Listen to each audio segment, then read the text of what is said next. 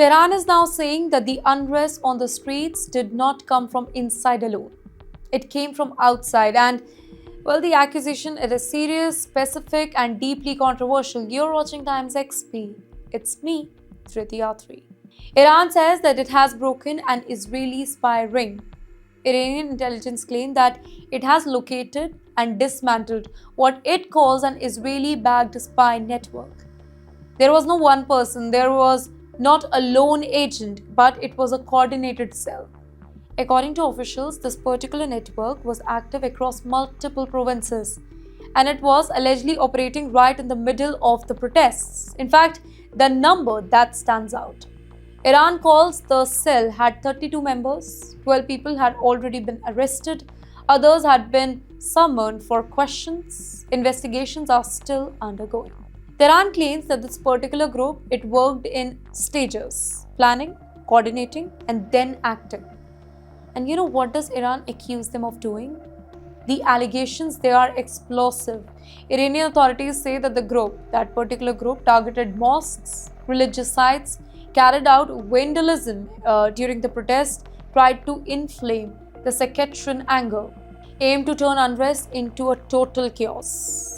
Tehran claims that this was not protest, it was sabotage. The most sensitive detail, let's talk about that now. Iran says that many of the accused belong to Baha'i community. Officials claim that 45 Baha'is they were detained so far on national security charges. One suspect, according to intelligence sources, that particular suspect is accused of traveling multiple times to Israel. You know, this detail is being heavily emphasized by Tehran.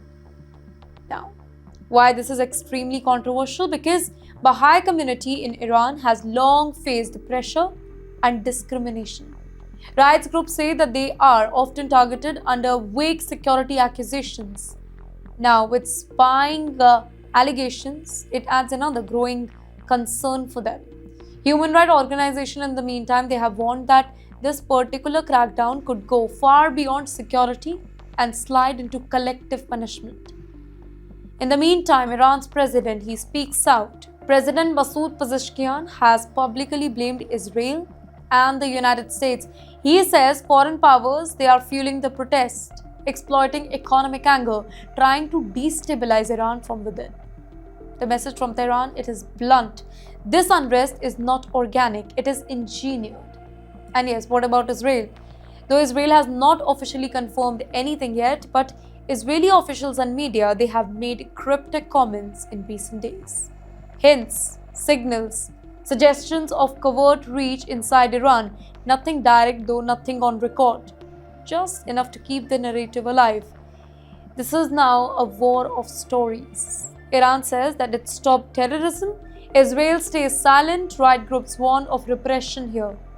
We have three narratives and one tensed country.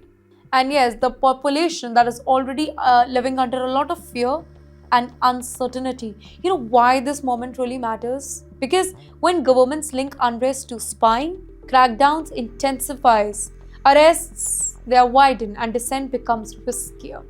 The line between protest and national security threat, it has started to blur.